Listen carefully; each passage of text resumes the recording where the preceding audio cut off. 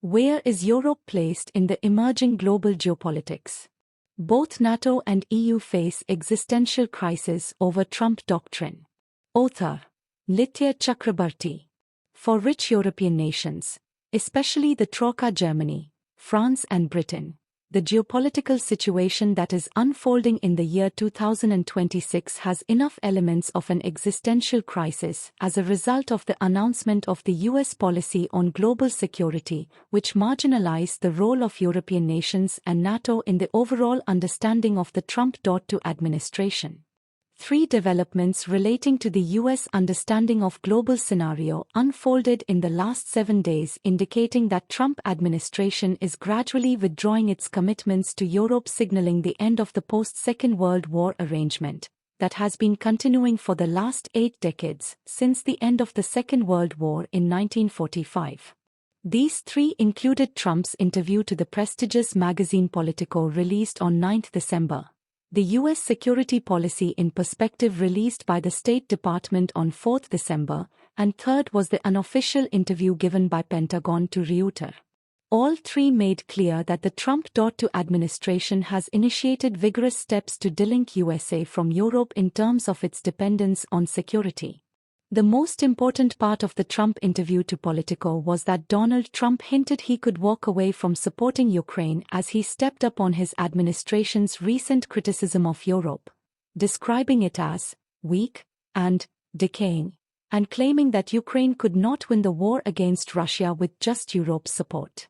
It was apparent that Trump was angry that on 8 December, the three leaders of Germany, France and Britain talked to President Zelensky and assured him all support to continue the war, ignoring the peace plan of Trump.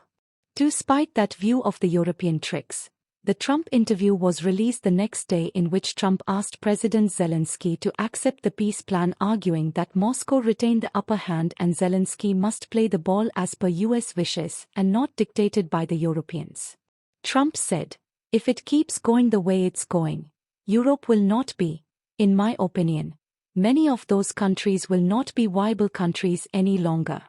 Their immigration policy is a disaster. What they're doing with immigration is a disaster. We had a disaster coming, but I was able to stop it." The tirade against the European nations on the peace formula to end the Ukraine war was total. It was apparent that the US president was losing his patience in dealing with the obstructionist policies of the European nations, which depend on the US for assistance in both economic and military areas. While the latest interview to Politico dealt mainly on Trump's distrust of his European allies relating to Ukraine peace plan, the US security paper released 5 days ago dealt on long-term and fundamental issues regarding US relationship with Europe. Donald Trump's administration has said Europe faces civilizational erasure within the next 2 decades as a result of migration and EU integration, arguing in the document that the US must cultivate resistance within the continent to Europe's current trajectory. Billed as a roadmap to ensure America remains the greatest and most successful nation in human history and the home of freedom on earth, the U.S. national security strategy makes explicit Washington's support for Europe's nationalist far-right parties. Already Trump is backing far-right international body helping reform UK of Farage in Britain, Le Pen's party in France and AfD in Germany.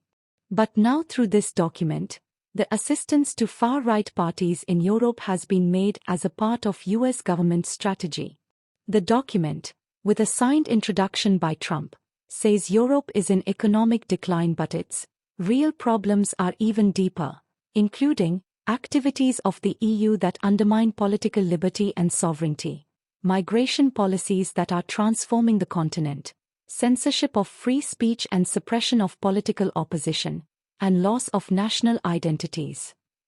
The 33-page exposition of Trump's America First, worldview appears to espouse the racist, Great Replacement, conspiracy theory, saying several countries risk becoming majority non-European, and Europe faces the real and stark prospect of civilizational erasure.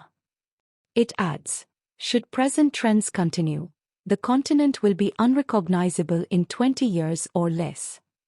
US policies must therefore include cultivating resistance to Europe's current trajectory within European nations, as well as enabling Europe to take primary responsibility for its own defense, and opening European markets to US goods and services. As regards to the future of NATO, Pentagon unofficially told Reuters that USA is readying for withdrawing most of its troops and weapons by the end of 2027. Europe has to fend for itself in protecting its own security. Pentagon also bemoans that despite warnings, the NATO member countries in general have not been taking the agreed steps to raise their defense expenditure. The US cannot take additional responsibilities in NATO as it has been doing now. In totality, all the three signify a definite trend of the US foreign and defense policy emerging in the new year, which calls for marginalization of both NATO and EDU in terms of their relationship with the USA. The issue has become more fundamental, relating to the way some of the major issues, including immigration and religious freedom, are looked at by the developed countries. For Europe, the coming new year will be a testing period for its alliance with the USA.